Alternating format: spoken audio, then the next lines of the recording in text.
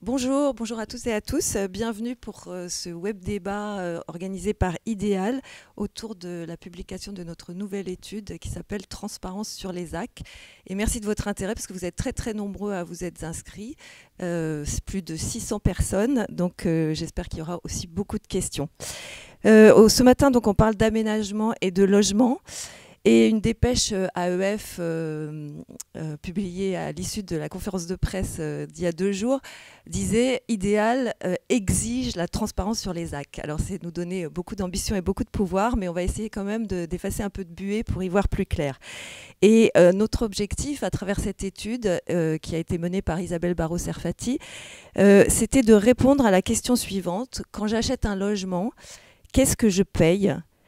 Quand j'achète un logement dans un secteur aménagé, finalement, à quoi servent les euros que je paye pour ce logement ? Mon logement, bien sûr, mais aussi peut-être un bout de celui du voisin, des équipements, des réseaux, des espaces verts, et peut-être que je compense aussi, en habitant ici, la non-artificialisation des sols ailleurs. Donc, que contiennent ces euros qui constituent le prix d'un logement dans un secteur d'aménagement ? C'est ce à quoi on va essayer de répondre aujourd'hui. Dans un secteur d'aménagement, contrairement à ce qui se passe dans une opération immobilière isolée, et vu le nombre et le nom des inscrits, je ne vous apprends rien, mais quand même, on trouve différentes fonctions urbaines, plusieurs types de logements, donc du logement social, du logement intermédiaire, du logement libre, des bureaux, des commerces, des équipements publics, des routes, des espaces verts, qui génèrent des recettes et des dépenses prévues très longtemps à l'avance. Pendant la durée de ce projet, qui dure souvent 15 ans, parfois 20 ans, beaucoup d'aléas peuvent se produire, donc des alternances politiques, un marché immobilier qui se retourne, une programmation obsolète, des innovations immobilières, par exemple comme le BRS, qui désormais est dans beaucoup de secteurs d'aménagement, mais qui en 2014 par exemple n'existait pas encore. Ils font donc régler tout cela et régler vraiment de manière précise pour que le projet se construise et que l'opération à la fin soit équilibrée. Et cela se fait via un bilan, et l'image qu'on a choisie, c'est une sorte de grande table de mixage sur laquelle on pourrait faire varier les graves, les aigus, les différentes pistes pour arriver au bon son. Alors évidemment, le son n'est pas le même partout, comme les quartiers ne sont pas les mêmes, comme les projets politiques ne sont pas les mêmes partout, mais le processus est le même, qui permet de comprendre comment se fait la ville, combien elle coûte et qui paye. Pourquoi est-ce qu'on a donné ce titre « Transparence sur les ZAC » ? Parce qu'on a voulu décortiquer un certain nombre de mécanismes, et notamment les mécanismes de péréquation. Et parce que les bilans sont des documents qui, bien que publics, sont parfois difficiles à obtenir et puis difficiles parfois à interpréter. Donc à cet égard, je tiens à remercier tous les aménageurs qui nous ont aidés à obtenir leurs données, qui nous ont communiqué leurs données, qui nous ont aidés aussi à les lire. Ils se reconnaîtront. Et on en parlera puisqu'on va parler des 13 opérations qui constituent le socle de cette étude. La transparence, c'est aussi une vertu à développer dans un monde où la méfiance est souvent le premier sentiment exprimé par les habitants qui ne veulent pas de logement social à côté de chez eux, pas de voisins, pas de densité, pas de logement tout court. Alors que la pédagogie et l'explication nous paraissent de bons vecteurs d'acceptabilité du futur et du respect du contrat urbain. Quand on est dans une ville, finalement, quand on habite en ville, dans un quartier, on accepte que l'environnement puisse changer et on l'accepte mieux si on est prévenu, si on sait comment ce changement est financé avec notre argent, comme habitant, comme contribuable local, comme contribuable national et comme citoyen. Ces travaux s'inscrivent dans la continuité de ce que fait Idéal, c'est-à-dire rendre intelligible et digeste ce qui ne l'est pas toujours. Vous verrez qu'on a choisi un mode de communication et de diffusion de l'information via une sorte de jeu de cartes. Donc on a 17 idées reçues sur le logement dans les ZAC et on va au fil de l'étude, confirmer ou infirmer ces idées. Par exemple, le foncier est le plus gros poste des aménageurs dans une ZAC. Est-ce que c'est vrai ? Est-ce que c'est faux ? Est-ce que c'est plus compliqué ? Dans une ZAC, le bureau finance le logement. Est-ce que c'est vrai ? Est-ce que c'est faux ? Dans une ZAC, le logement libre finance le logement social. Est-ce que c'est vrai ? Est-ce que c'est faux ?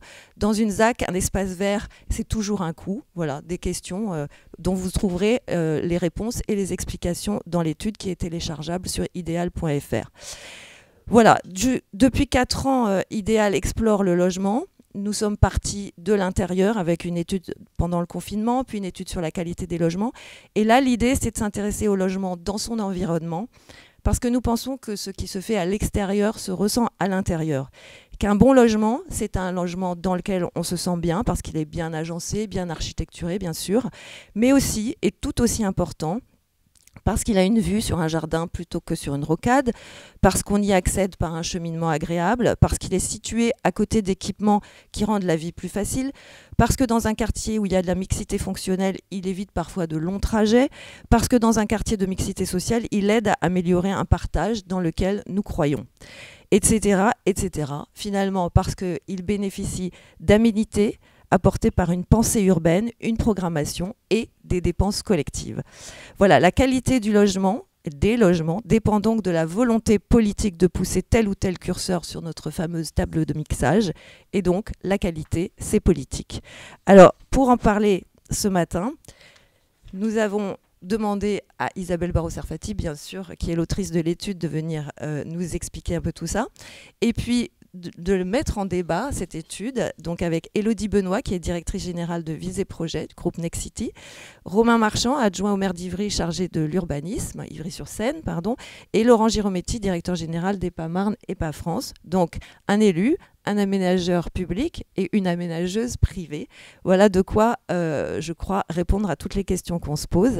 Et cette conférence sera animée par Antoine Pochon, qui est chef de projet à Idéal.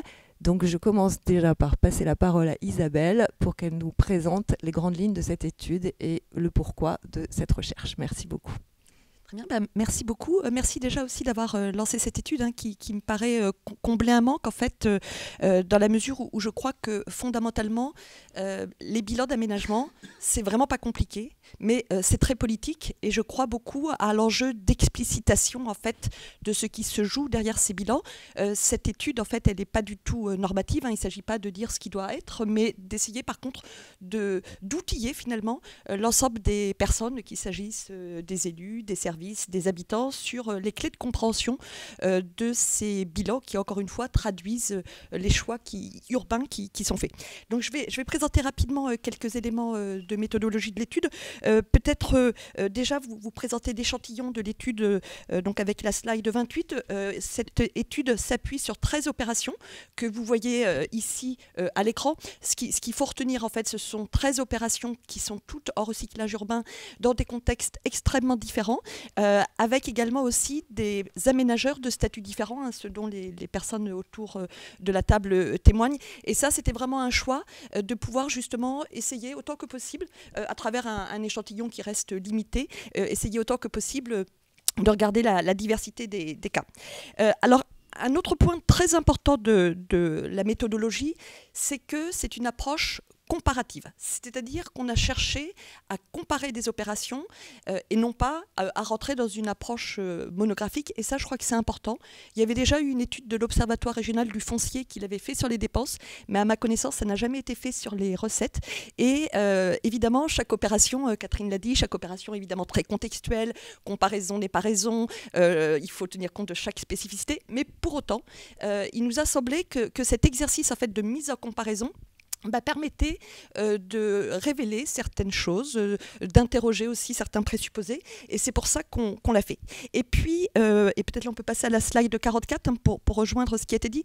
Les bilans, c'est pas compliqué, puis c'est même plutôt assez amusant en fait, avec donc cette dimension ludique qu'on a cherché à faire. Alors avec déjà peut-être la fiche, la couverture, avec ces bâtons ce tableau Excel qui devient des bâtons de Mikado qu'il s'agit d'agencer, et je pense que c'est très révélateur en fait de cette table de mixage, c'est des équilibres qui sont toujours assez fragiles. Et puis peut-être la meilleure manière de rentrer dans l'étude, c'est de commencer en fait par cette slide 44. Vous avez les 17 idées reçues vraies ou fausses, et avant de lire les réponses qui sont apportées, peut-être essayer tout simplement de cocher est-ce que c'est vrai, est-ce que c'est faux, et puis ensuite de comparer avec les propositions qu'on fait.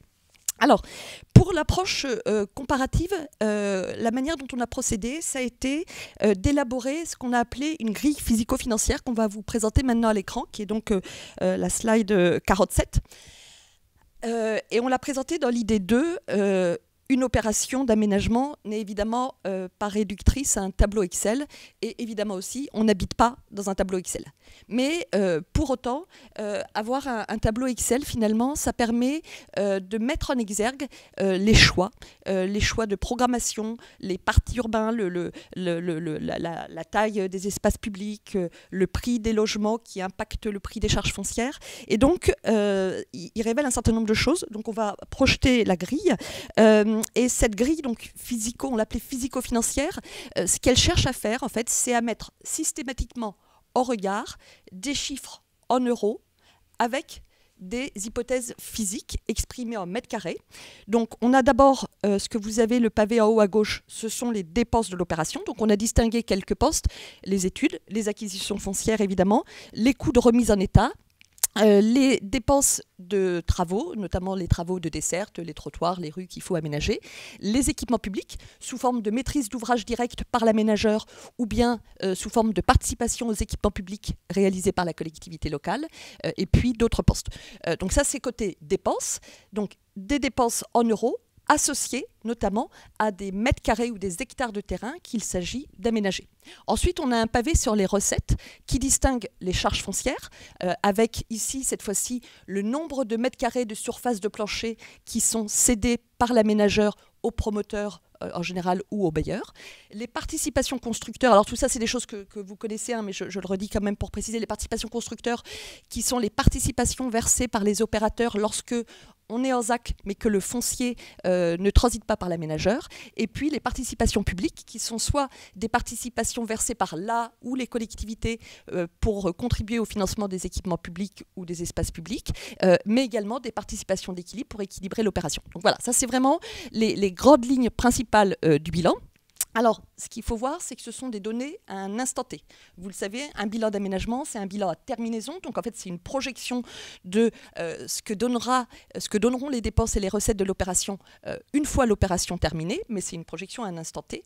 Et donc, vraiment, l'idée, c'est de faire coïncider à un instant T, qui peut être soit l'instant T du dossier de réalisation, au moment où le projet d'aménagement est lancé, soit l'instant T du CRAC, le compte-rendu annuel aux collectivités locales, ce que l'aménageur en fait doit fournir comme information à la collectivité. Et donc à cet instant T, on fait coïncider ces hypothèses physiques et financières. Donc pour réaliser cette grille, vous avez reçu l'ensemble des bilans, c'est ça, et ensuite vous les avez, comme vous dites souvent, filtrés. Pour donc obtenir ces catégories qui sont suffisamment générales pour faire rentrer un peu la diversité des formes de bilan que les aménageurs produisent. C'est ça, parce qu'effectivement, finalement, les bilans d'aménagement, ils ne sont pas si normés que ça, dans la mesure où chacun va faire un détail particulier, en fait, qui est propre à son opération. Donc le système, en fait, ça a été effectivement de faire des filtres, c'est-à-dire de partir en fait des présentations telles qu'elles sont faites par les aménageurs, et puis de les passer par ce filtre que vous avez ici à l'écran. Voilà. Bah, Ce qui fait que, en termes de détails, en fait, alors cette grille physico-financière, c'est pour ça que je m'attarde un tout petit peu, elle est importante parce qu'elle correspond à la fois au cadre méthodologique à partir duquel on a réalisé l'étude, mais il nous semble aussi que c'est un livrable de l'étude, dans la mesure où, à travers, il y a 25 données, ça permet en fait de résumer les principaux sous-jacents de l'opération. J'ai insisté ici sur les dépenses et les recettes. Il y a deux autres pavés sur lesquels il faut peut-être insister. C'est le pavé que vous avez ici avec emprise de la ZAC, qui distingue d'un côté la situation foncière initiale et puis la situation financière à terminaison, et notamment ça permet de calculer la densité, qui est évidemment une variable clé de l'opération. Et puis enfin, on a, puisque c'était quand même le but de l'étude, essayé de distinguer les niveaux de charges foncières entre les logements libres et les logements sociaux et autres, à la fois niveau de charges foncières associés, autant que possible, mais ça ne souvent pas été possible, au prix de sortie des logements. Donc cette grille, en fait, elle révèle la façon dont vous avez travaillé, elle révèle aussi les informations auxquelles on a réussi à avoir accès, et notamment ce pavé logement qui aurait pu être plus détaillé, et pour lequel on fera peut-être appel à vous, les aménageurs, pour le détailler, mais ultérieurement, et on va en reparler. Alors cette grille, finalement, c'est ça, c'est l'outil de la transparence. C'est l'outil en tout cas qu'on propose pour améliorer cette transparence. Donc je me tourne vers nos invités, et peut-être pour commencer à vous donner la parole un peu successivement, cette grille, comment vous l'avez reçue, comment vous la percevez, et comment vous pourriez éventuellement envisager de l'utiliser, chacun de vous, depuis vos fonctions respectives. Élodie, je me tourne vers vous, directrice générale de Nexity Projet. Merci pour la parole, pour cette première question. Moi, ce que je trouve intéressant dans cette étude, pour nous les professionnels, c'est qu'on est souvent plongé dans la réalité opérationnelle, la réalité de terrain, la réalité politique de nos opérations. Et c'est bien de prendre un pas de recul, finalement, de se reposer sur ce qu'on considère être des intangibles, des réalités concrètes auxquelles on fait face, mais de se poser un pas de recul et de se dire est-ce que ce qu'on fait c'est bien en fait? Est-ce que ce qu'on fait, c'est quoi les équilibres de nos opérations? Quand on les regarde, on a plus d'une vingtaine de dossiers en réalisation, d'opérations en réalisation chez Villes et Projets, sur des territoires urbains, des territoires périurbains, à l'échelle nationale. Et en fait, les réalités économiques et politiques de ces différentes opérations, elles sont très très différentes en fait. On a le cas de Boissière-Acacia qui est représenté dans cette étude, mais finalement, quand on passe au crible finalement de cette grille physico-financière, on voit la diversité de nos opérations, la diversité des territoires, la diversité des réalités économiques des opérations, qui ont des équilibres qui sont très différents, des enjeux de péréquation qui sont très différents. Vous le traitez notamment dans cette étude, c'est intéressant.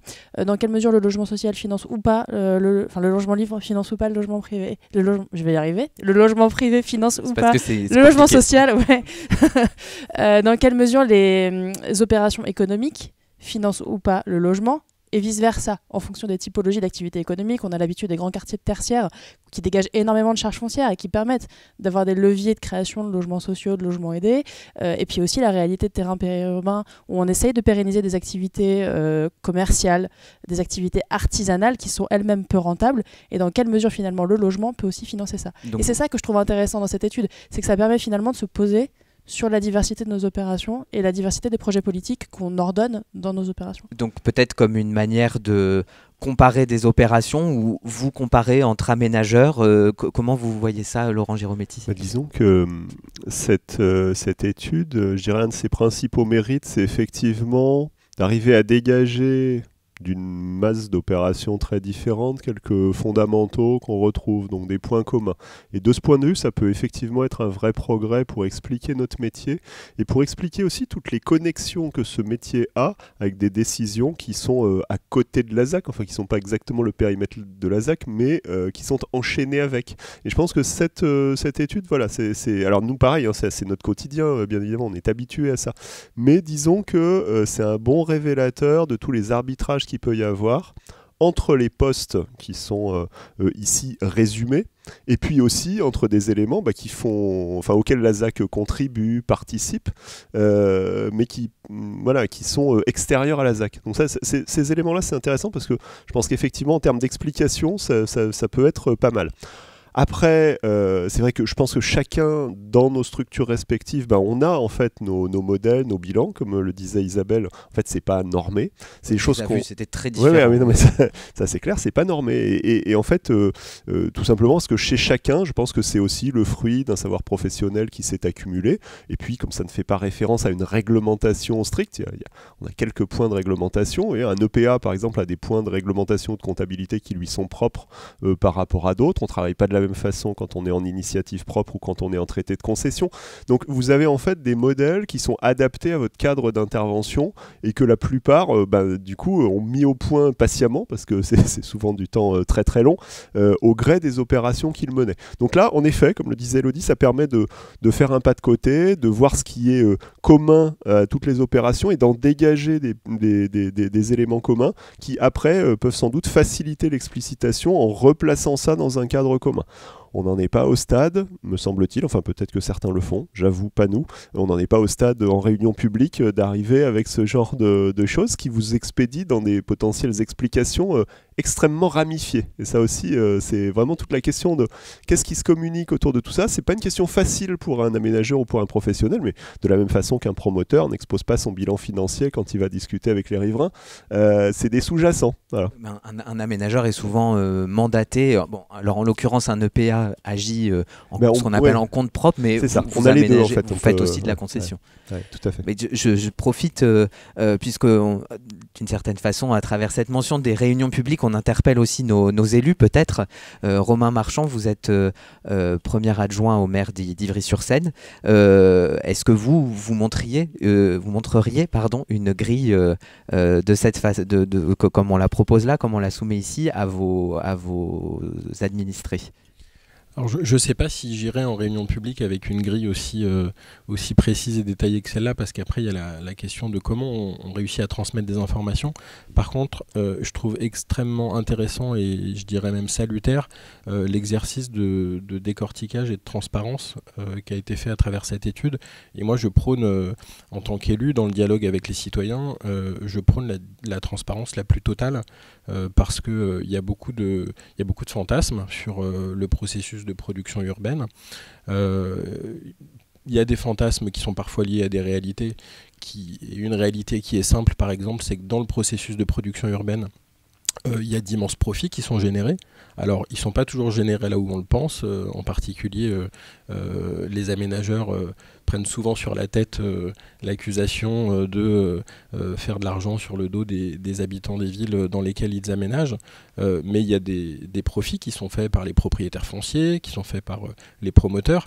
Et en réalité, je ne vois pas qu'est-ce qui empêche, si ce n'est la pudeur de chacun des acteurs, mais qu'est-ce qui empêche de mettre ça sur la table. Et c'est peut-être d'ailleurs, si on voulait aller tout au bout de l'exercice, c'est peut-être ce qui serait intéressant d'avoir. Alors il faudrait, comme tous les bilans sans boîte, il faudrait finalement avoir un outil qui serait peut-être trop complexe, mais mettre sur la table où sont générés les profits dans une opération d'aménagement. Et on verrait qu'ils ne sont pas forcément générés là où on le pense. On verrait que ça peut justifier la participation de la collectivité, on en parlera tout à l'heure, à l'équilibre d'un bilan d'aménagement. Et je pense que ça réduirait un petit peu les fantasmes. Ça aiderait peut-être aussi à ce que certains des acteurs qui font des profits importants, je pense notamment aux propriétaires fonciers, parce que c'est en général à cet endroit-là que la plus-value foncière est la plus importante. Je pense que ça permettrait aussi peut-être de faire rentrer ces acteurs dans une logique de coopération dans la fabrication urbaine pour essayer d'avoir des bilans qui se tiennent un petit peu mieux.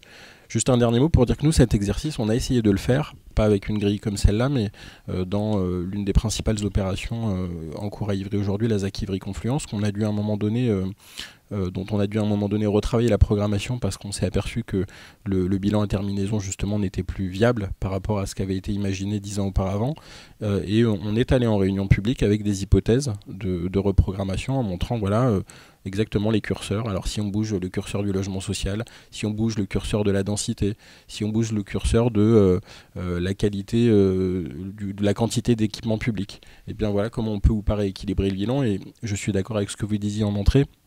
C'est absolument politique, c'est-à-dire qu'il faut de la technique pour ajuster les bilans, mais les choix qu'on fait sont déterminants et politiques. Vous avez mentionné plusieurs choses sur lesquelles on va revenir au cours de cette présentation, notamment cette idée d'emboîtement des bilans. On va même y venir presque immédiatement. Et puis un petit peu plus tard, le fait qu'une opération d'aménagement, c'est du temps long. Et donc parfois, ça change en cours de route. Alors, on va entrer dans le premier temps un peu plus concret, en dehors des questions méthodologiques qu'on vient d'aborder, dans une première séquence où on va revenir un petit peu plus concrètement sur cette idée de table de mixage, comme on aime le dire, cette image, et donc de ces bilans qui fonctionnent avec des bilans, des recettes et des dépenses. Alors derrière ces recettes et ces dépenses, la question c'est qui retrouve-t-on, parce qu'il y a cette grande variété d'acteurs qu'on va essayer de donner à voir maintenant. Alors les opérations d'aménagement, effectivement, elles créent aussi beaucoup de valeur, et là en l'occurrence dans l'échantillon sur lequel on a travaillé, c'est 13 opérations en recyclage urbain. Donc il y a une valeur qui est presque exponentielle par rapport à ce qu'on disait des projets urbains qui se faisaient sur des champs de betteraves. Donc finalement, qui paie quoi, qui se partage le gâteau, si on peut le dire un peu vulgairement, qui finance quoi, et puis qui capte cette plus-value et à quoi sert-elle finalement. Donc on a plusieurs idées reçues dans l'étude qui permettent d'aborder cette question un peu épineuse. Je vais passer la parole à Isabelle qui va nous en présenter une ou deux. Alors peut-être effectivement on peut aller sur l'idée reçue 4 en fait, qui est le bilan d'une opération d'aménagement permet de retracer l'ensemble des dépenses et des recettes. Et donc la réponse qu'on propose, c'est non. C'est faux, puisque il faut justement tenir compte, Romain Marchand l'a dit, de l'emboîtement des bilans, et donc c'est le schéma qu'on va voir juste après. Donc ça aussi, c'est évidemment quelque chose que vous connaissez. Donc nous, dans cette étude, on a fait le choix de ne regarder que le bilan de l'opération d'aménagement.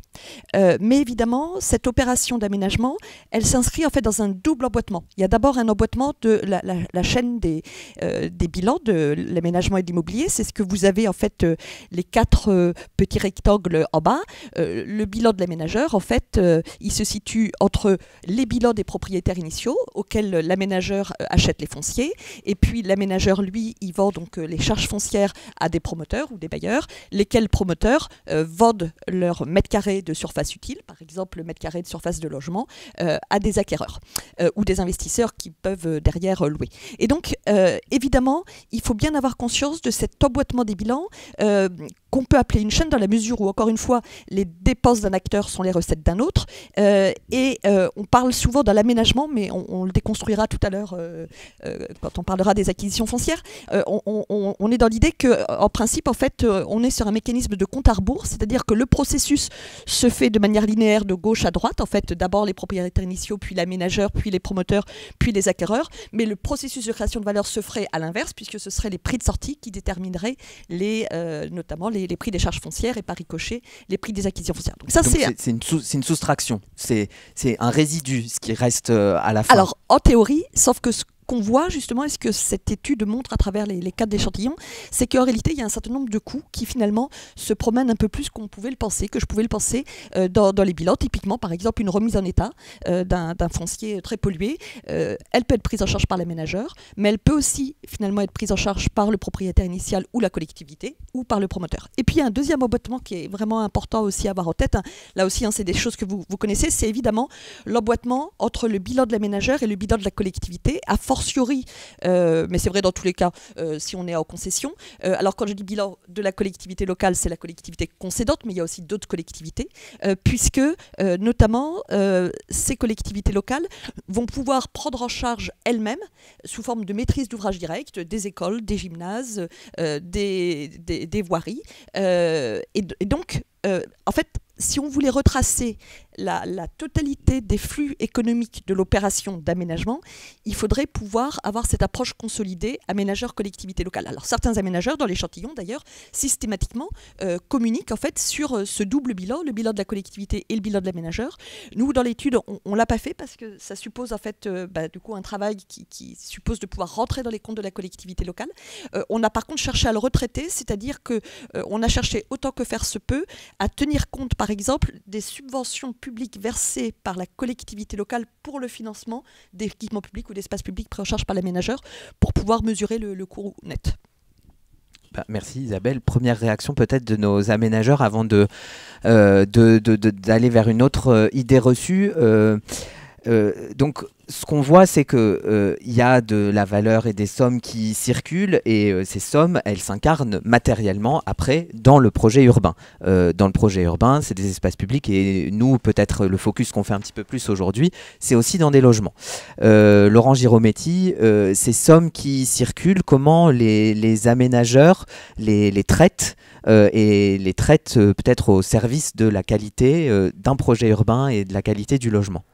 Ça renvoie vraiment à quels sont les équilibres qu'on peut raisonnablement se fixer. C'est-à-dire que schématiquement, quand on prépare une opération d'aménagement, effectivement, on va se poser la question, qu'est-ce qu'on peut faire? Qu'est-ce qu'il va falloir faire pour y arriver? Et on va essayer de faire matcher les deux. Et donc vous avez tout un processus itératif, alors fortement alimenté en effet par la discussion avec la collectivité, notamment sur ce qu'on peut appeler la programmation qui va avec. Et, monsieur le disait tout à l'heure quand il évoquait le cas d'un bilan qui a été à reprendre parce que ça passait plus et qu'il a fallu réinterroger les différents postes. Quels sont les produits immobiliers qui sont réalisables à cet endroit-là, quels sont les besoins auxquels on va répondre, comment on va y répondre. Donc c'est vraiment des séries de choix qui sont assez fondamentaux.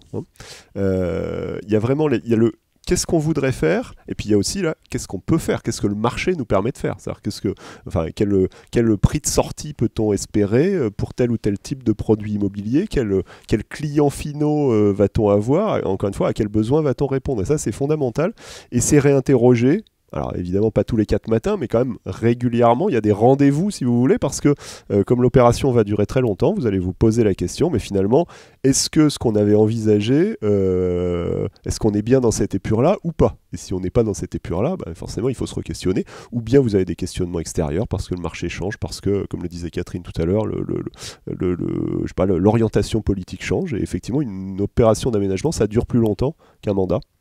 C'est une des difficultés de manière assez nette. Donc, une série de choix. Et ensuite, là, on risque de se répéter, mais effectivement, les choix s'emboîtent. C'est-à-dire que, et vous allez, alors un point qui est important à avoir en tête aussi, c'est que vous pouvez avoir des effets de cliquet. C'est-à-dire que, par exemple, quand vous avez une programmation de logement comme ceci ou comme cela, ça va donner lieu à des besoins d'équipement, le plus classique, des équipements scolaires, par exemple. Et évidemment, votre ZAC, c'est pas un isolat au sein de la commune. Donc, il faut observer aussi les dynamiques, par exemple, des équipements scolaires déjà existants autour, ou la nécessité de création d'autres équipements. Vous voyez, enfin, je fais appel à une branche. Vous avez en tout cas des dynamiques démographiques qu'il faut observer, qu'il faut aussi mettre à jour parfois en cours de route, de façon à isoler le fait que peut-être la ZAC va générer un besoin d'équipement, qu'il va falloir le prendre en compte du coup, et comment on va le prendre en compte. Et là, vous rentrez dans un autre cadre de discussion. Est-ce que la ZAC est en capacité de prendre en compte ce besoin et d'y contribuer? Dans quelle mesure? Est-ce que la commune, si c'est un équipement scolaire maternel, primaire par exemple, est en situation de le faire, etc., etc., etc. Donc un emboîtement très important. De la même question, vous allez vous poser la question des recettes que peut générer la ZAC en fonctionnement. Est-ce qu'il y a des recettes fiscales? Quelles sont-elles? Dans quelle poche atterrissent-elles? Vous voyez, enfin, vraiment, vous avez un filon, Isabelle, parce que, en fait, vous pouvez ensuite... vous pouvez vraiment poursuivre chacune des branches que vous avez ouvertes, et ça, ce sont les questions auxquelles nous sommes confrontés de manière régulière. Donc on est régulièrement amené, par exemple, à effectuer des prospectives fiscales, et encore une fois, chaque fois que la fiscalité locale change, par exemple, c'est susceptible de poser des questions à votre opération parce que ça modifie les conditions dans lesquelles votre partenaire collectivité lui-même gère les conséquences de l'opération. Vous voyez, donc tout ça, ça réinterroge. Et donc là-dedans, vous vous retrouvez effectivement avec à mettre en face des dépenses et des recettes. Typiquement pour la question du logement, la recette dans la ZAC, classiquement, ce modèle est en voie d'évolution, mais enfin classiquement c'est de la charge foncière, et le prix de charge foncière que vous allez fixer, il a bien évidemment une incidence sur les produits finaux qui vont pouvoir être commercialisés, parce que là c'est vraiment l'enchaînement avec le bilan du promoteur ou du bailleur social, de se dire dans quelles conditions financières on parvient à monter l'opération. Alors la charge foncière n'est qu'un poste de coût pour le promoteur, mais ça interagit bien sûr avec le coût des travaux, par exemple, les frais d'ingénierie, les frais de commercialisation, etc., etc., etc. Donc selon ce que vous allez faire, vous allez avoir une chaîne qui va être un peu différente, et du coup ça va interroger le niveau de charge foncière.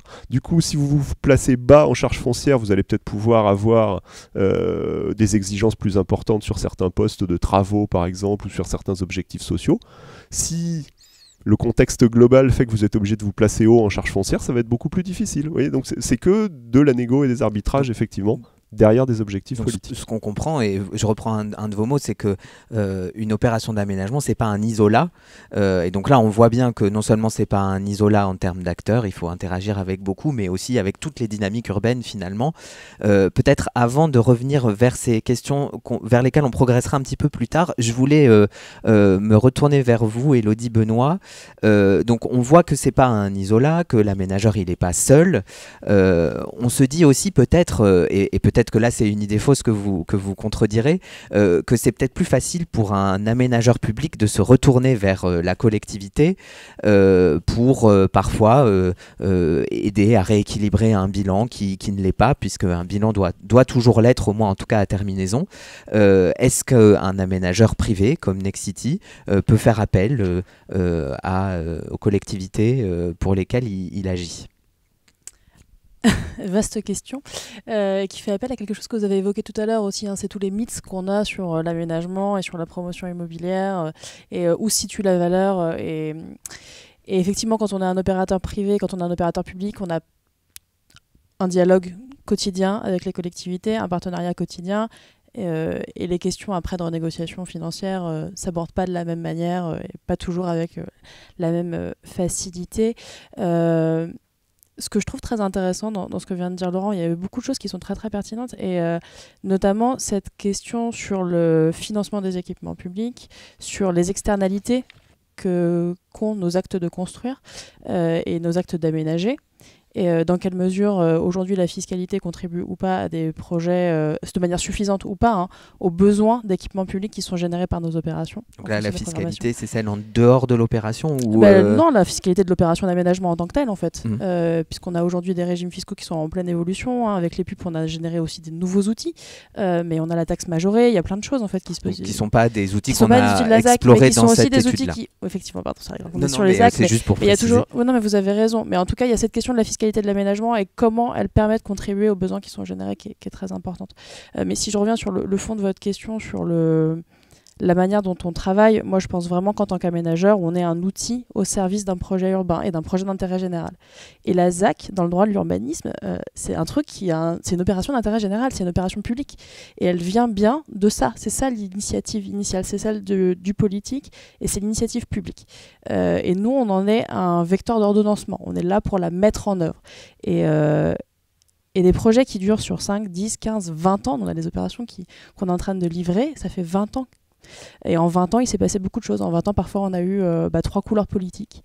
En 20 ans, on a un projet économique qu'on avait envisagé, mais qui n'a pas trouvé à se mettre en œuvre. On a questionné la qualité d'habiter. On a questionné les typologies de logement. On a des nouveaux produits de logement qui sont arrivés. Vous parlez beaucoup dans l'étude du BRS. Voilà, il y a aujourd'hui, je pense, dans l'aménagement, une question qui doit être posée quotidiennement ou en tout cas annuellement, de se dire est-ce que notre programme c'est le bon ? Est-ce qu'on a besoin de le changer ? Comment il évolue au service du projet politique et du projet de territoire ? Et ça a forcément des incidences économiques. Heureusement, dans les concessions d'aménagement, alors c'est pas la ZAC, la concession d'aménagement, mais dans les concessions d'aménagement, on a des traités de concession qui codifient les conditions dans lesquelles on se parle. C'est le contrat qui... C'est le contrat, oui, tout à fait. Et c'est ça qui est important, je pense. Et ça, on est...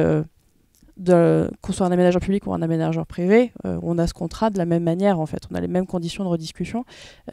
Et la question, c'est bien comment on fait évoluer la programmation des projets, la programmation en équipement public et la programmation en produits immobiliers, on va dire ça comme ça, au service du projet, et comment on aborde de manière transparente, ensemble, les conditions de réalisation de ces opérations. Il y a la question aussi de la pollution qu'on a évoquée tout à l'heure, donc des coûts de remise en état, et des aléas qu'on peut découvrir. Et donc, comment tout ça, on arrive à travailler en transparence ensemble. À bilan ouvert, je reprends une de vos expressions, Isabelle, que je trouve assez pertinente.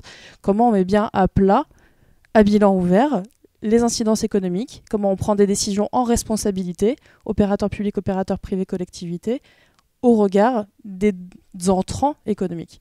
Et je pense que c'est ça vraiment la bonne façon de travailler. C'est travailler en transparence ensemble, de manière...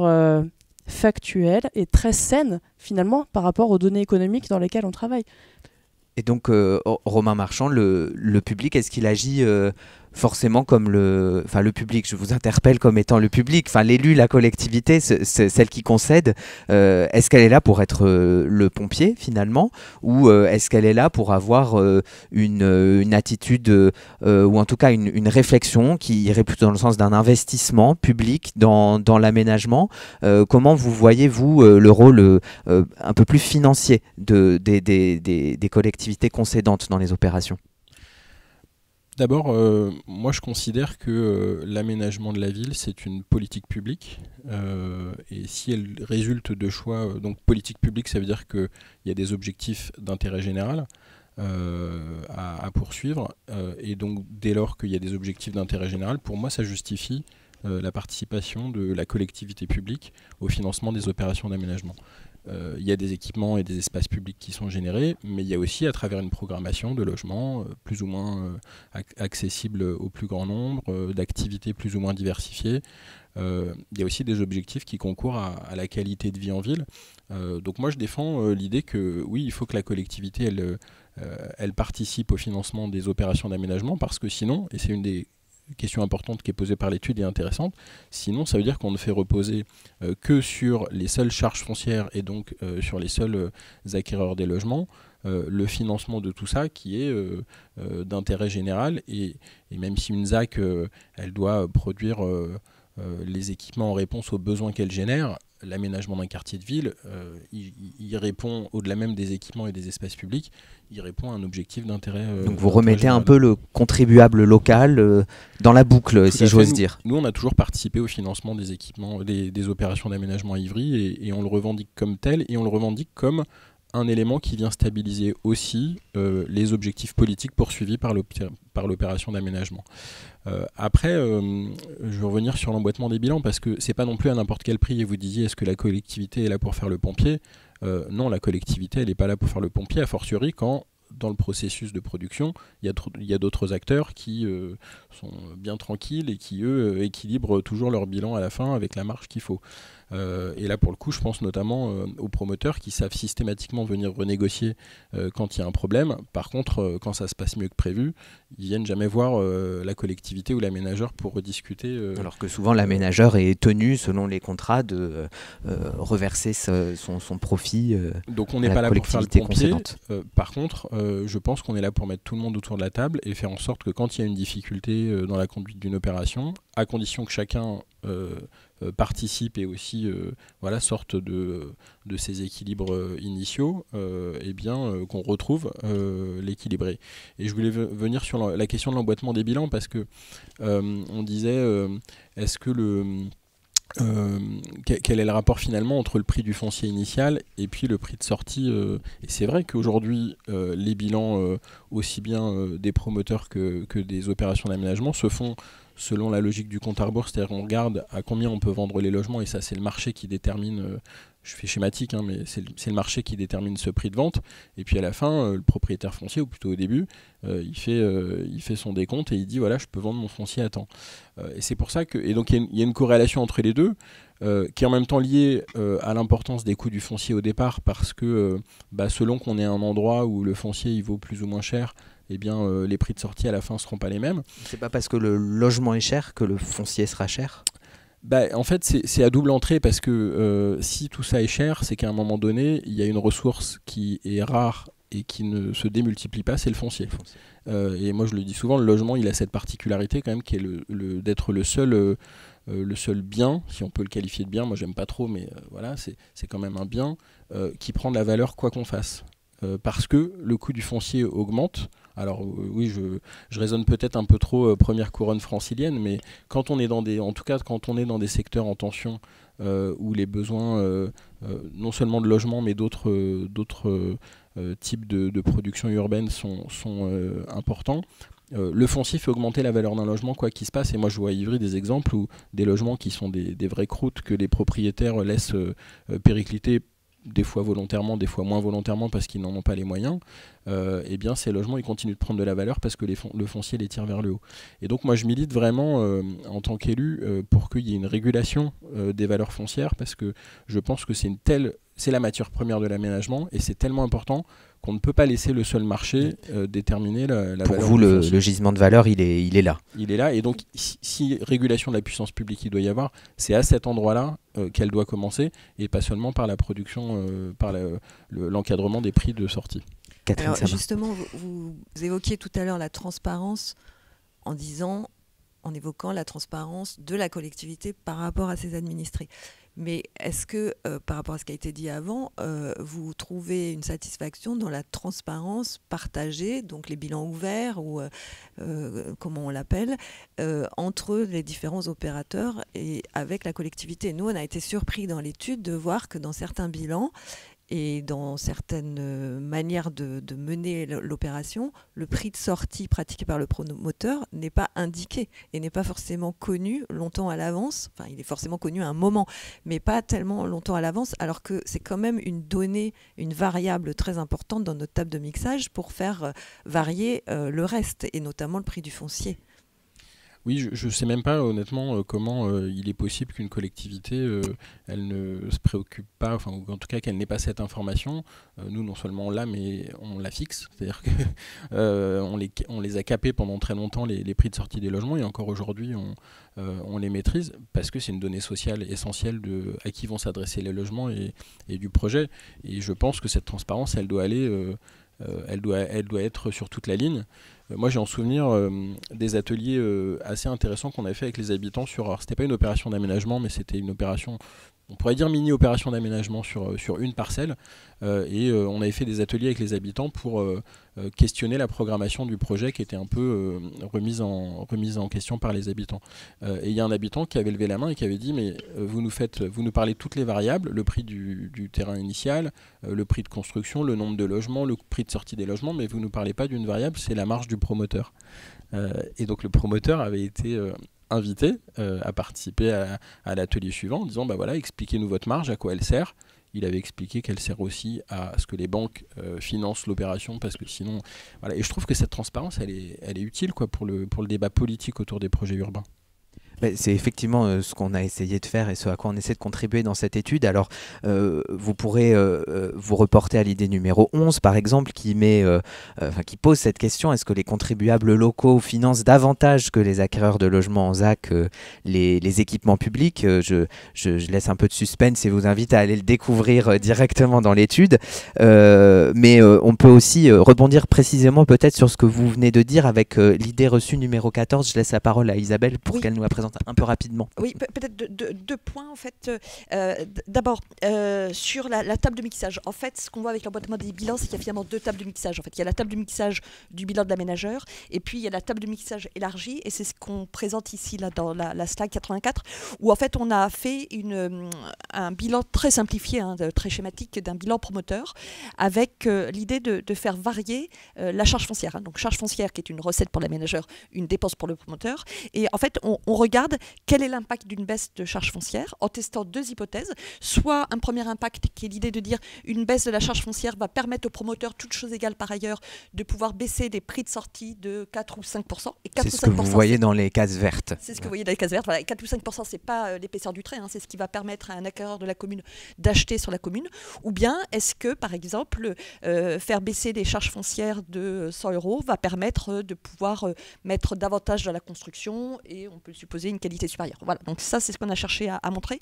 Et puis peut-être juste quand même, ça rentrait dans la réponse sur qui paye entre les acquéreurs de logements ou bien les contribuables.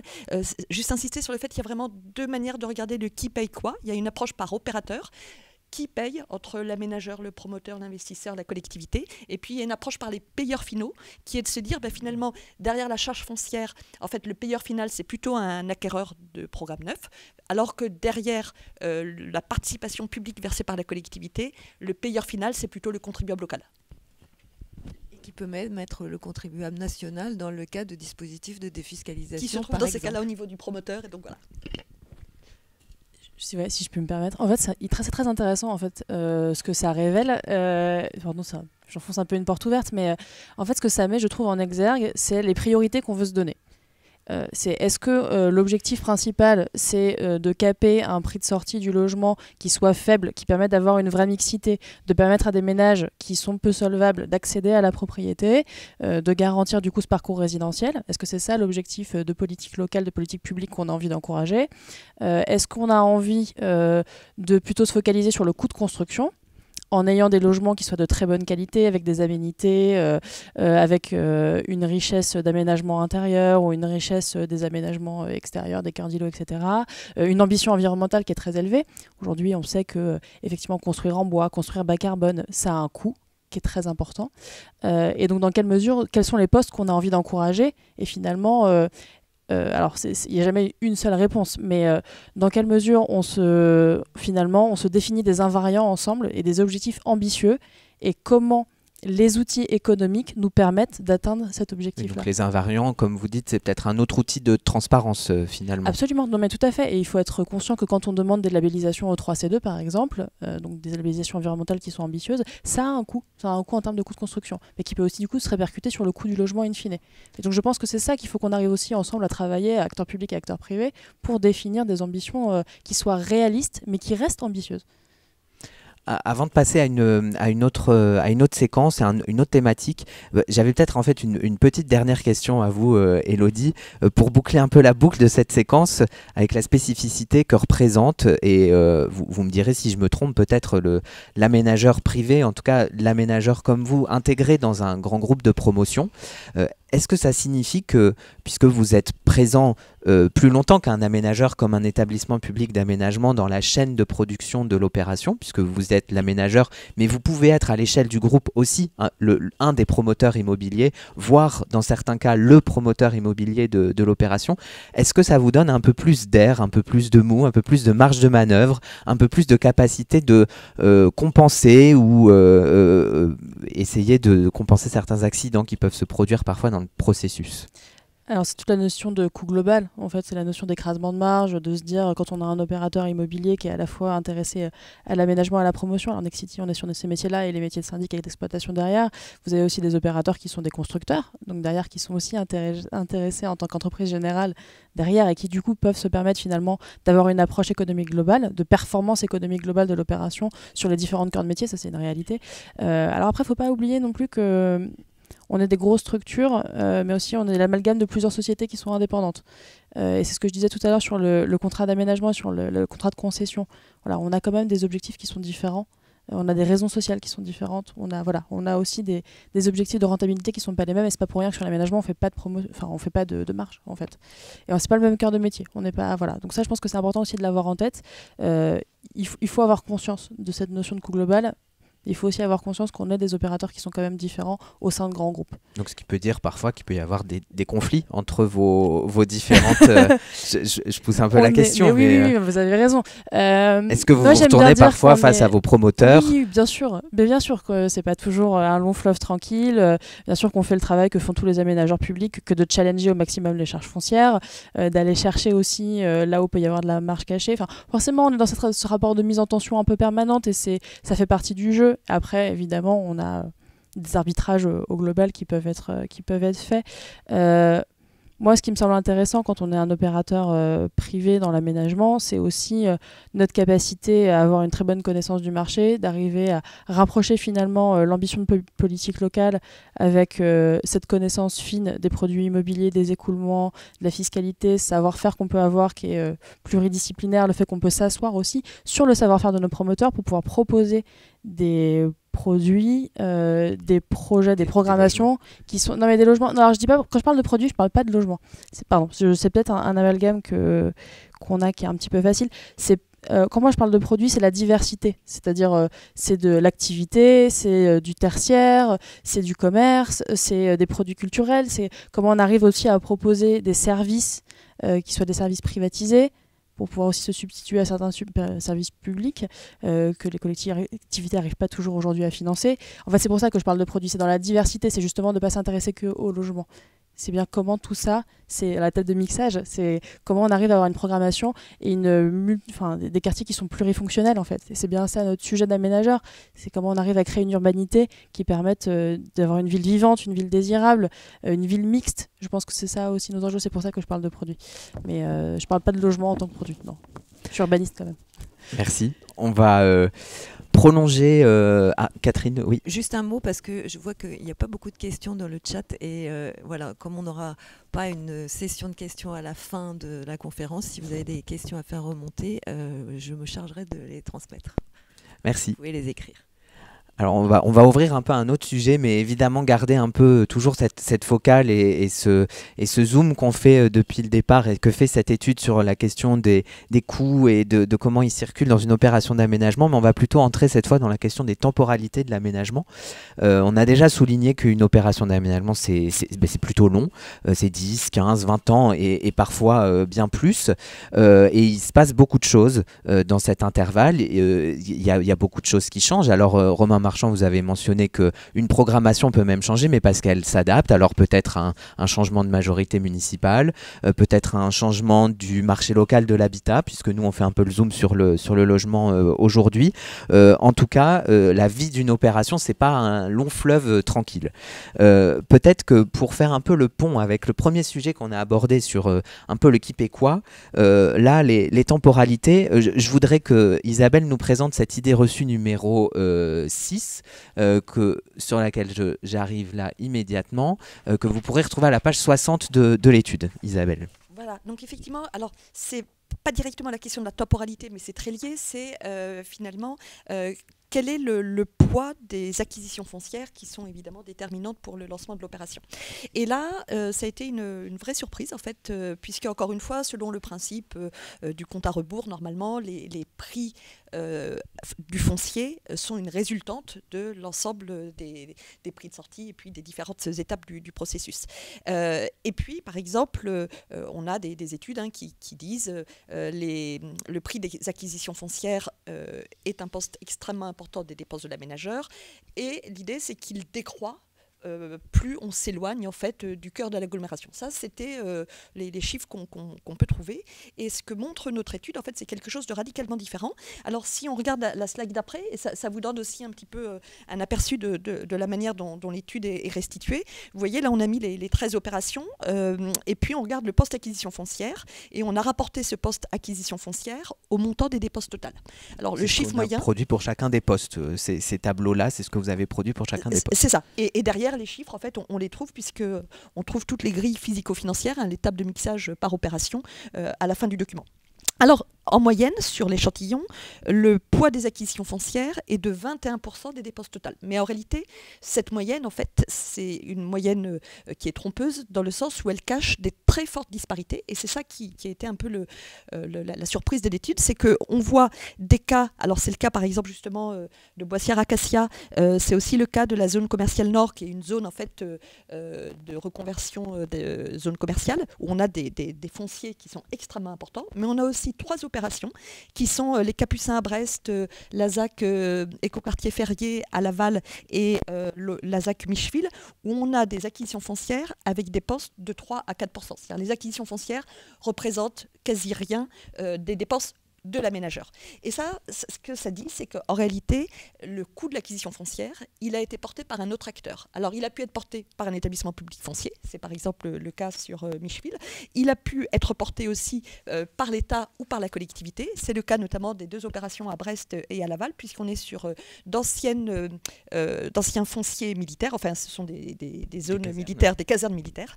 Et dans ces cas-là, il y a eu en fait un effort qui a été fait finalement par l'État à Laval avec une cession à l'euro symbolique, ou pareil, la collectivité en fait qui a acheté un prix décoté sur les Capucins. Donc on retrouve cette idée d'emboîtement qui se retrouve encore une fois ici. Voilà, sauf que c'est comme disait Romain Marchand, c'est un peu double entrée, parce que finalement, ce que ça dit, c'est que au fond, le poste acquisition foncière est peut-être moins la résultante d'un compte à rebours que le point de départ de l'opération. C'est parce qu'à un moment donné, il y a eu un jeu d'acteurs qui a permis d'avoir des acquisitions foncières qui pèsent peu sur l'opération que l'opération est rendue possible. Oui, donc on revient un peu sur cette idée. C'est vrai que on nous apprend en fait en quelque sorte que on calcule cette valeur du foncier par ce qu'on appelle ce compte à rebours, donc que c'est une valeur résiduelle.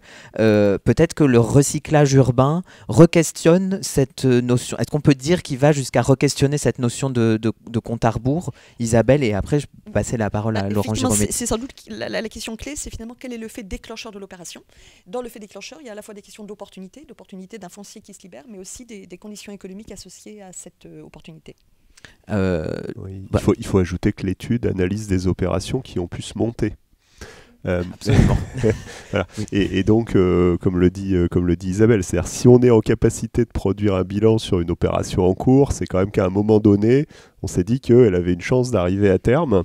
Et pour qu'elle ait une chance d'arriver à terme, les conditions raisonnables ont pu en être réunies pour qu'à un moment, un conseil communautaire, un conseil d'administration, etc., ait pu dire « Ok, on peut y aller. » Voilà. Et donc ça, c'est assez symptomatique aussi.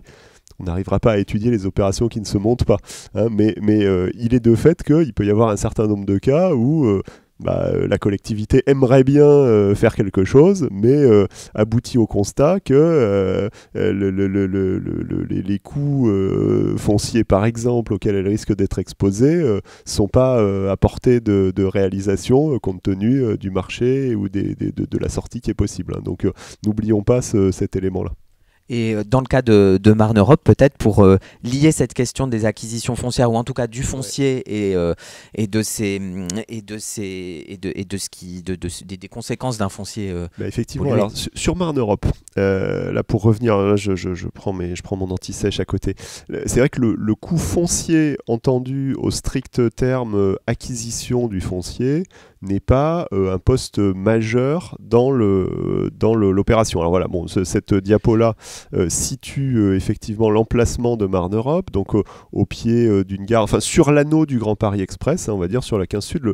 Là, pour le coup, l'élément déclencheur d'une opération de ce type, c'est que l'arrivée du transport en commun permet de mettre en mouvement l'exploitation d'un site qu'on pourrait qualifier de friche autoroutière, en fait, c'est-à-dire un endroit qui était destiné à la base à accueillir un gros équipement routier, un gros échangeur, qui ne se réalisait pas, un terrain du coup resté non employé ou alors avec des emplois temporaires. On s'en est aperçu par la suite avec aussi un historique d'emploi déviant qui était mal connu.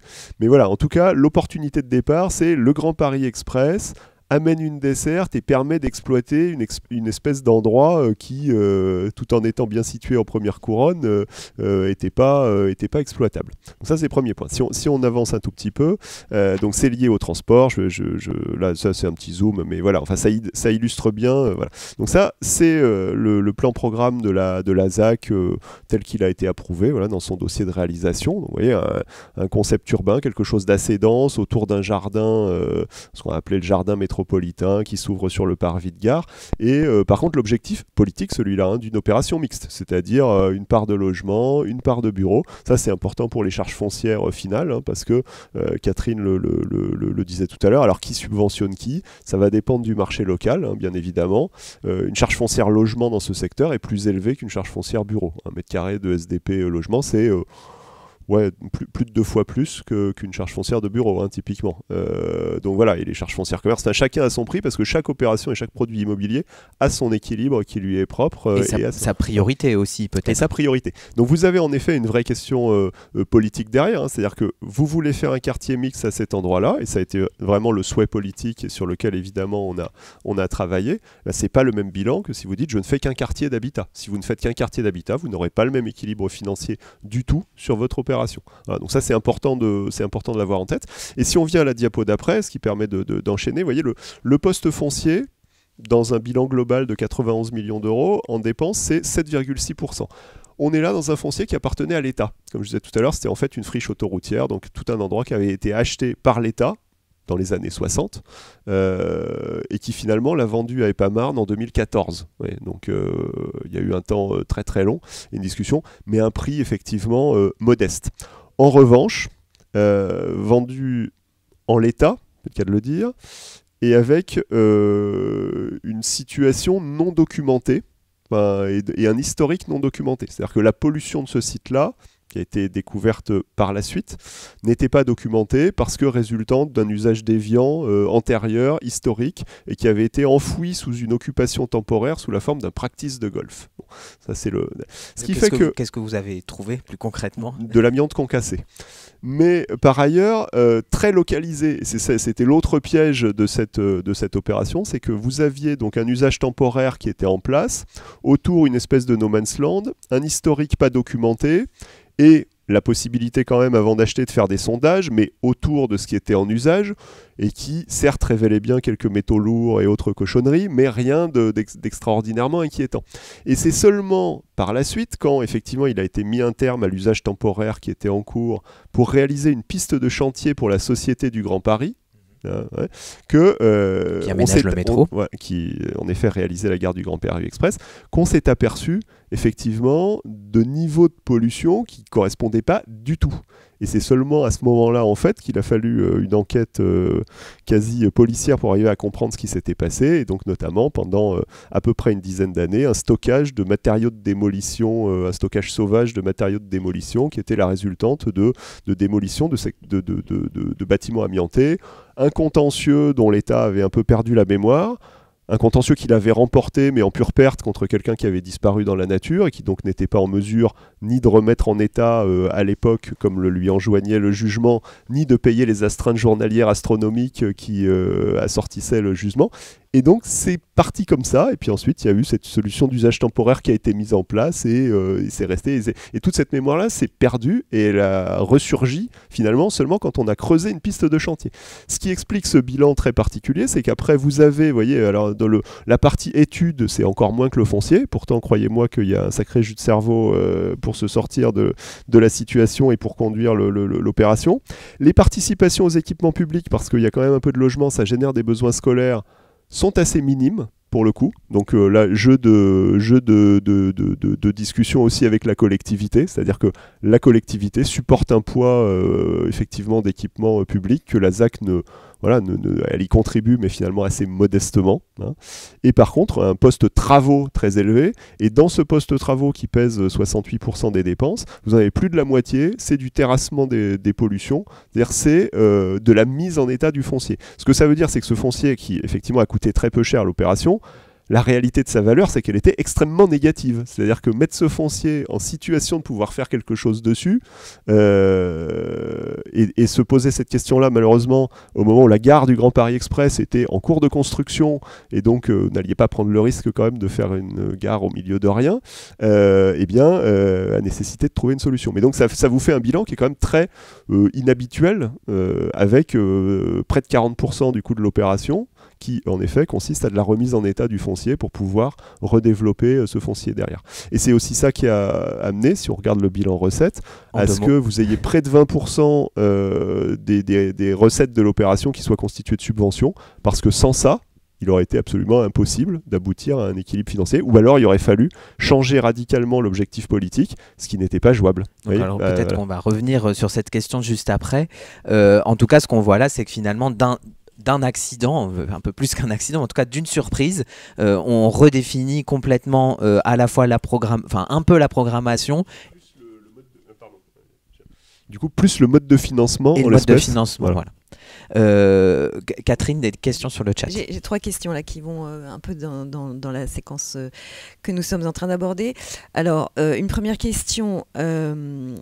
Diriez-vous que la maîtrise foncière publique et donc les coûts d'acquisition faibles pour l'aménageur est la seule voie pour proposer un programme avec des ambitions environnementales élevées et une mixité de dispositifs d'accession permettant de favoriser une véritable mixité sociale?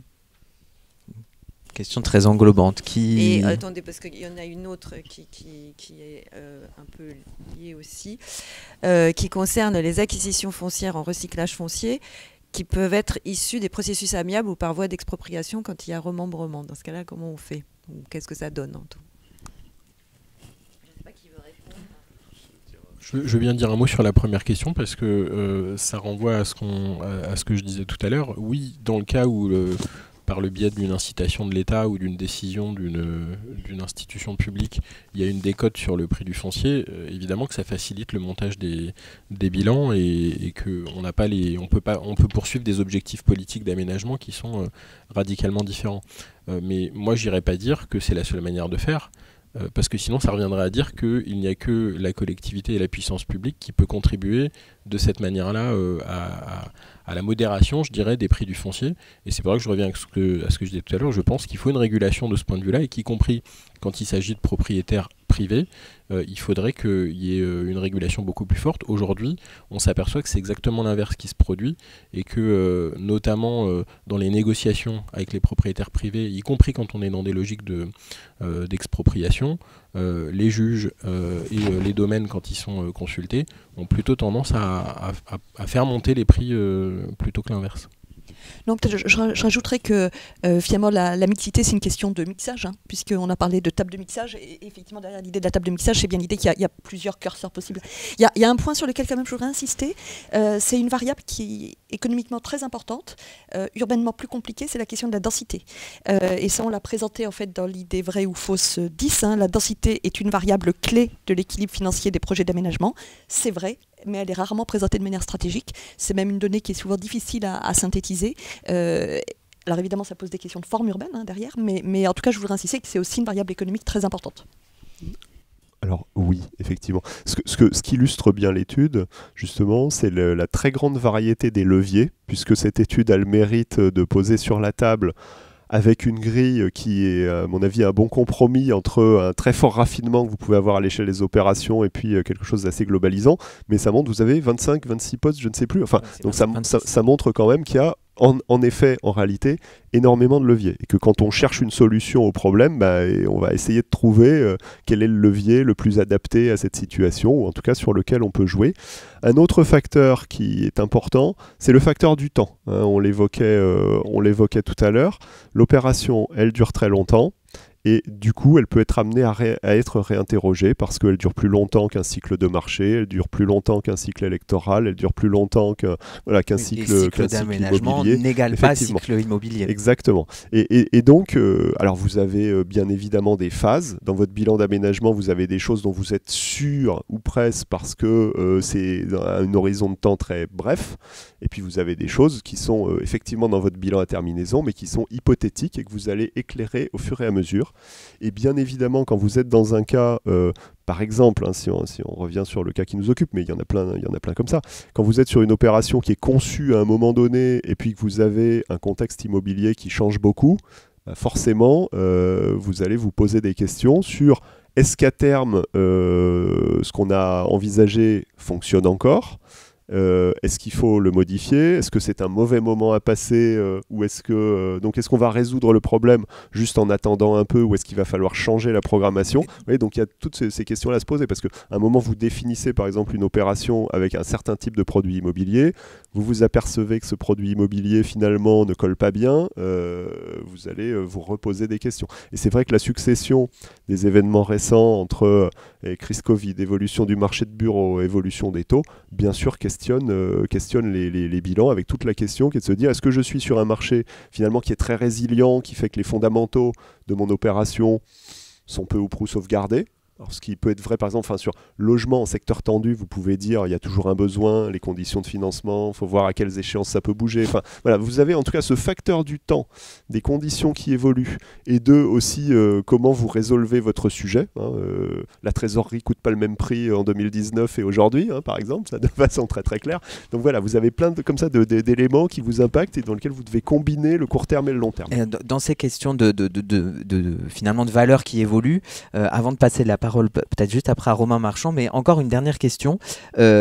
On le sait, et particulièrement peut-être en région parisienne, mais c'est un peu partout, les prix du logement, ils ont augmenté en tout cas ces 20 dernières années très fortement, et 20 ans, c'est souvent le temps d'une opération d'aménagement. Alors, si les prix des logements augmentent, comme on l'a défini tout à l'heure, par effet de compte à rebours, est-ce que les aménageurs adaptent en direct, entre guillemets, ou peut-être à une vitesse comparable, le prix de cession des charges foncières? Ou est-ce que finalement, ces charges foncières, elles sont vendues dès le départ, et après finalement on perd la possibilité de capter cette valeur à la faveur de la montée des prix du logement. Alors je vais vous dire, ça dépend des objectifs là aussi que vous allez avoir dans l'opération. Alors là pour le coup je peux parler que pour EPAMarne. Voilà, dans un temps vous avez les prix des logements qui ont augmenté d'une vingtaine de %. Oui. On avait regardé, nous. On est le plus souvent en charges foncières fixes, mais évidemment qu'on réactualise régulièrement. On a augmenté nos charges foncières de 7% dans cette période-là. Donc il y a un manque à gagner collectif. Non, alors c'est pas un manque à gagner. Ça s'est traduit de notre part, par contre, par un renforcement des exigences qualitatives ou performantielles, et notamment environnementales. Voilà. C'est-à-dire qu'en fait, concrètement, nous, le prisme qui a été retenu, mais sur la plupart de nos opérations, c'était de dire l'augmentation de charges foncières est restée plutôt modeste parce que, en fait, les ambitions environnementales ont été augmentées. On a été pionnier dans la construction bois, on a été pionnier sur E3C2. Donc, en gros, le message, c'était de dire aux promoteurs, l'argent que vous ne mettez pas dans la charge foncière, alors que les prix de sortie objectivement sont un peu plus élevés, mettez-le dans le coût de construction. En espèce, c'était ça la discussion. Mais ça encore, ça n'est rendu possible que parce que vous êtes dans un contexte global qui est celui de l'opération d'aménagement. C'est-à-dire que là, alors si je parle pour des fonciers plus en extension urbaine et des opérations d'aménagement en extension urbaine sur un foncier effectivement pas très cher. Vous allez avoir des équilibres très différents de ceux que j'ai montrés là. Vous aurez certains postes qui seront plus élevés. Par exemple, quand vous êtes dans des réflexes de ville nouvelle, la participation aux équipements publics est beaucoup plus élevée parce que vous allez, là pour le coup, vous allez devoir créer des équipements un peu ex nihilo, oui. Et vous n'avez pas un environnement, par exemple, je reviens à mon exemple de groupe scolaire, vous n'avez pas forcément une école qui se vide à côté, qui fait que vous n'avez pas forcément besoin d'un réinvestissement important. Là, vous avez besoin, donc vous allez avoir ce poste-là qui est plus élevé.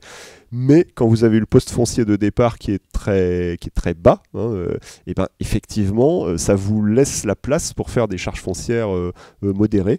Inversement, si vous vous retrouvez dans des opérations où, comme le disait Monsieur Marchand, les prix d'expro, les prix d'acquisition amiable, les jugements que vous avez pu avoir pour acheter un foncier privé vous amènent à des coûts fonciers très élevés, vous n'allez pas forcément pouvoir vous permettre ça.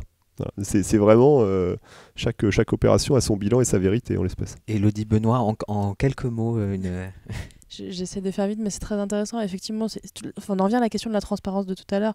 C'est dans quelle mesure on se fixe des objectifs. Est-ce que c'est les objectifs environnementaux? Est-ce que c'est des objectifs d'accessibilité du logement en termes de prix? Et c'est sur ça qu'on doit travailler tous ensemble. Effectivement, sur 20 ans, on a eu un contexte économique qui a été très favorable au logement et qui a du coup permis, alors on pourrait se dire d'améliorer les bilans, en tout cas de devenir du coup plus exigeant, de permettre de faire rentrer plus de recettes et donc du coup d'avoir des dépenses d'aménageurs qui étaient peut-être plus importantes. Ce qui est intéressant aujourd'hui sur ce qui se passe sur cette année, c'est qu'on a eu effectivement une hausse des taux, donc à la fois une hausse pour les aménageurs en tant que tel. Le coût de portage, c'est ça, le coût de portage n'est plus le même. Il faut avoir quand même ça en tête dans toutes nos opérations d'aménagement où on a où on est dans des périodes de trésorerie qui sont très négatives.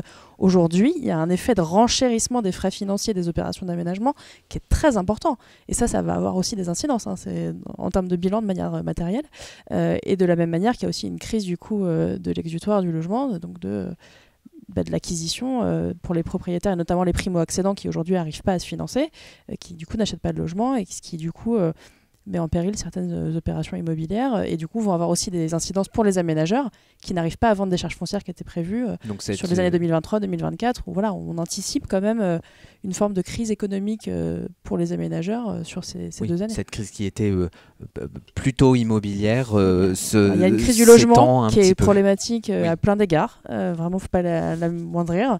Il y a aussi une crise qui va du coup un peu en amont aujourd'hui chez les aménageurs, qui est réelle. Alors pour une question. Après vous dites il y a eu une conjoncture extrêmement favorable au logement. Alors elle était très favorable pour ceux qui produisent le logement, moins pour ceux qui l'achètent, évidemment, et que les taux qui sont montés sont venus heurter des prix qui étaient très très élevés. Et de là vient une partie de l'explication de la crise d'aujourd'hui.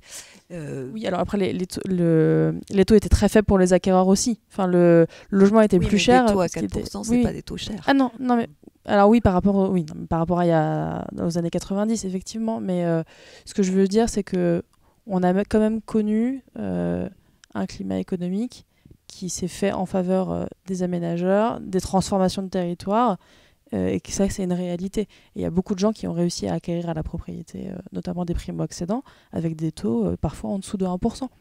Et ça a permis quand même à beaucoup de gens d'acquérir du logement, ce qu'ils n'auraient pas pu faire il y a 20 ans. Oui.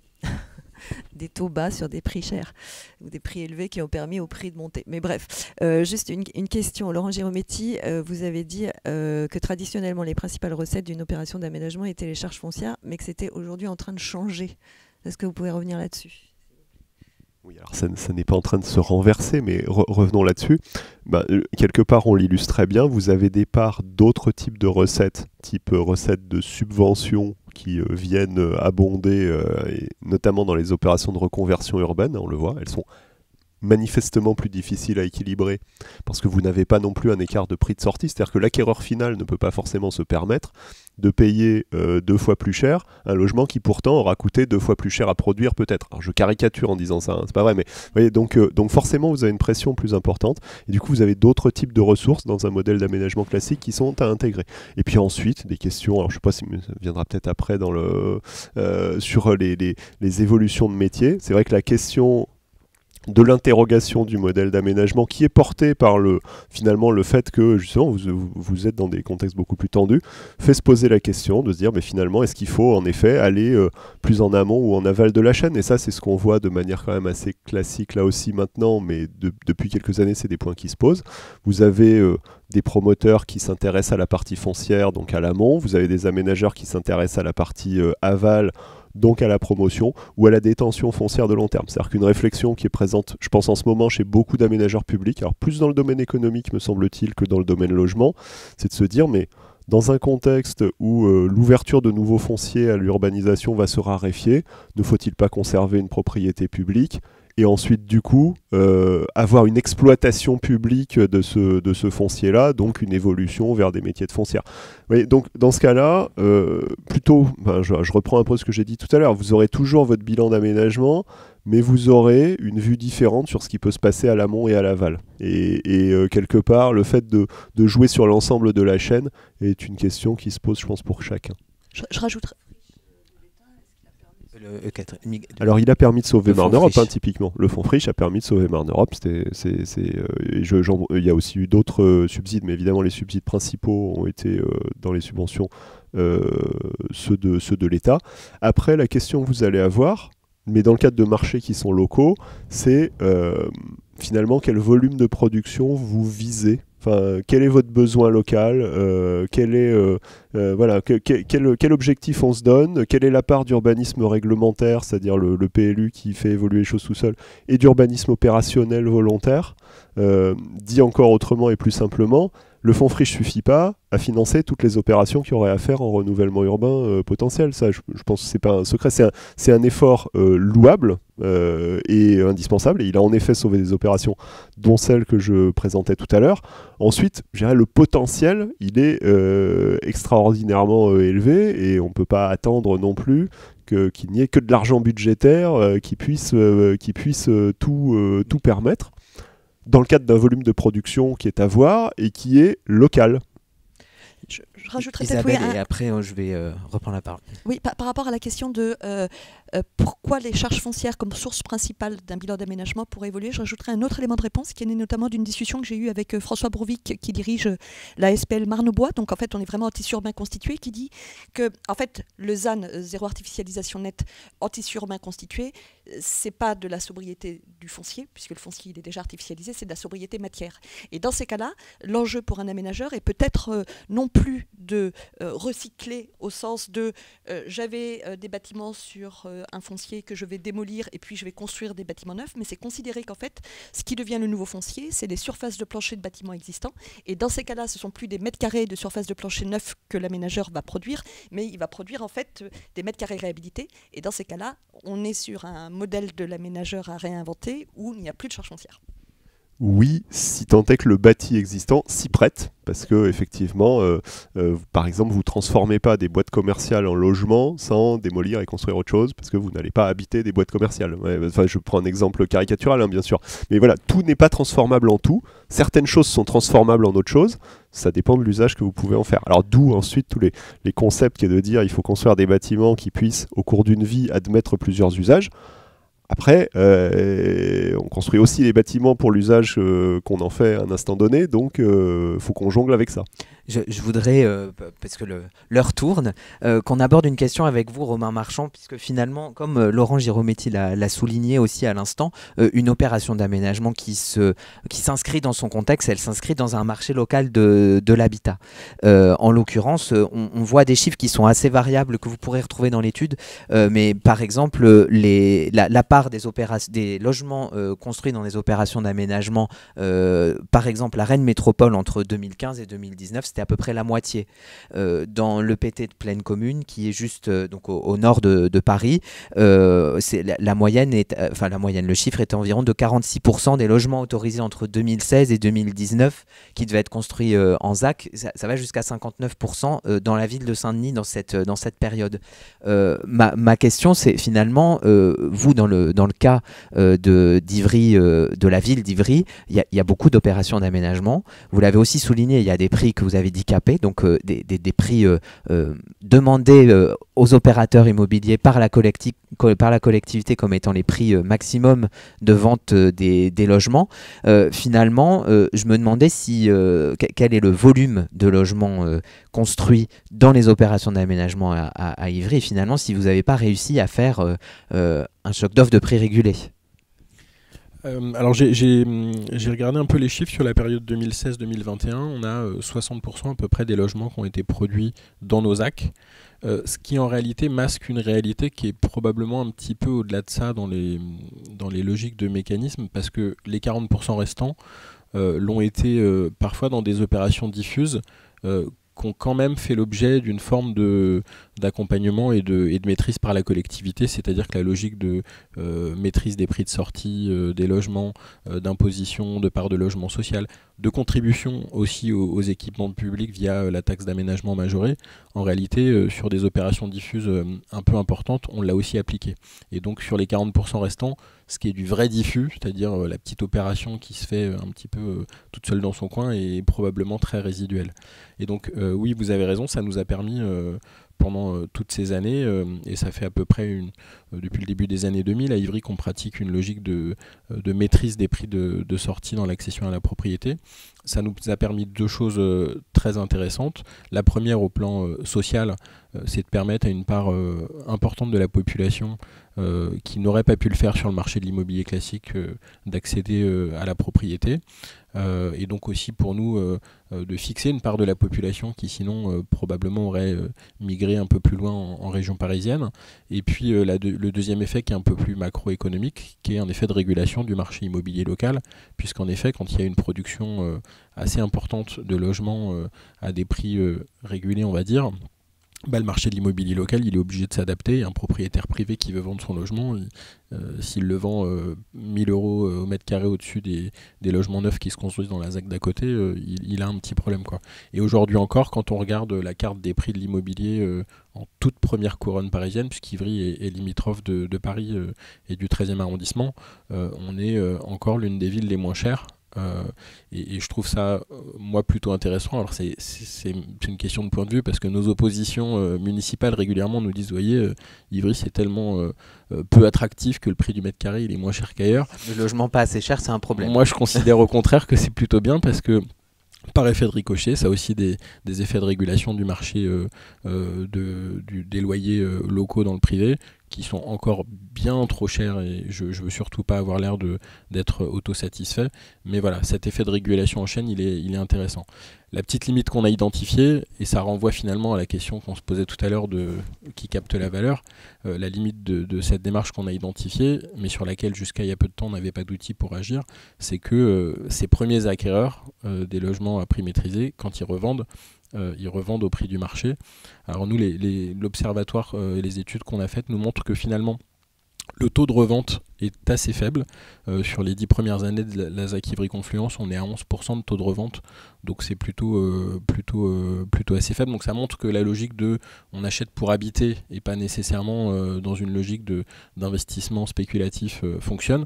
Par contre, quand il y a revente, la plus-value elle est de 30 à 35%.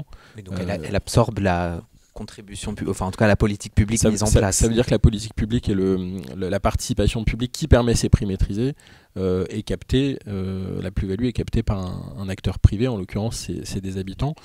C'est pour ça que depuis 2 ans, on a décidé, à la faveur de l'arrivée du BRS, qui est un outil qui, je pense, peut changer considérablement et structurellement le marché de l'accession à la propriété.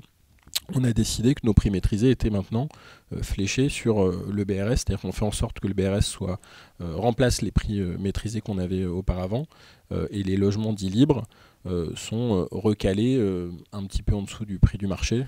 On essaye de ne pas être dans une logique haussière, mais on considère que là où il y a aide publique, ça doit être dans une logique durable et non spéculative. Et est-ce que l'aménageur, comment ont été revus le prix de cession des charges foncières liées au BRS? Est-ce qu'ils l'ont été? Est-ce que vous avez... Alors en réalité, ce qui est intéressant, c'est que le modèle du BRS, qui, avec le principe donc, de l'acquisition du foncier par un organisme foncier solidaire sur un temps très long, permet en réalité de faire baisser le besoin de rentabilité. La rentabilité économique du projet se fait sur un temps plus long. Et donc on peut avoir des niveaux avec le BRS, des niveaux de charges foncières qui ne sont pas ceux de l'accession libre, mais qui sont quand même plus élevés que le logement social, par exemple. Alors que le logement social, clairement, mais qui sont plus élevés aussi que si on rapportait les prix maîtrisés qu'on faisait avant, par exemple, à une charge foncière. On faisait une péréquation, mais si on le rapportait à une charge foncière, le BRS est au-dessus de ça. Parce que l'étalement sur un temps très long de l'acquisition du foncier permet finalement à ce que les équilibres économiques se fassent différents et à ce qu'à l'instant T, la charge foncière elle soit plus élevée. Donc c'est avantageux, enfin le BRS pour moi ne coche que des cases positives. C'est bien pour l'usager final, c'est bien pour la collectivité qui maîtrise durablement le foncier et une partie, c'est encore résiduel, mais j'espère que ça va progresser des prix de l'immobilier. Et c'est bien aussi pour l'aménageur parce que les charges foncières sont plus intéressantes. Merci beaucoup Romain Marchand. Je pense qu'on va s'arrêter là puisque le temps s'est écoulé. Je vous remercie à tous d'avoir participé à ce débat, à cette présentation donc, de l'étude Transparence sur les actes réalisée par Isabelle Barros-Serfati que je remercie également. Et merci de nous avoir suivis nombreux. Alors un dernier mot, puisque vous êtes toujours très nombreux et nombreuses à nous suivre et que parmi vous, il y a sans doute, et on le sait d'ailleurs, beaucoup d'aménageurs. En fait, l'idée, ce serait de poursuivre cette étude et de vous demander, si vous en étiez d'accord, de remplir cette grille physico-financière qui est d'ailleurs mise à votre disposition comme un outil dont vous pouvez vous servir évidemment. Et voilà, peut-être de rentrer en contact avec nous pour échanger les informations, les grilles, etc. et d'augmenter l'échantillon de cette étude. Aujourd'hui, on a 13 opérations. Ce serait formidable si on pouvait en avoir 50, 100, pourquoi pas, et pouvoir mener une comparaison bien plus importante, bien plus peut-être représentative, révélatrice de nouveaux résultats. Voilà, donc n'hésitez pas à nous contacter, contact@ideal.fr, IDHEAL, ou Antoine ou moi. Et merci en tout cas de votre attention, merci de vos questions. Désolée de ne pas avoir pu toutes les poser, mais on manquait de temps comme d'habitude. Et je vous souhaite une très bonne journée.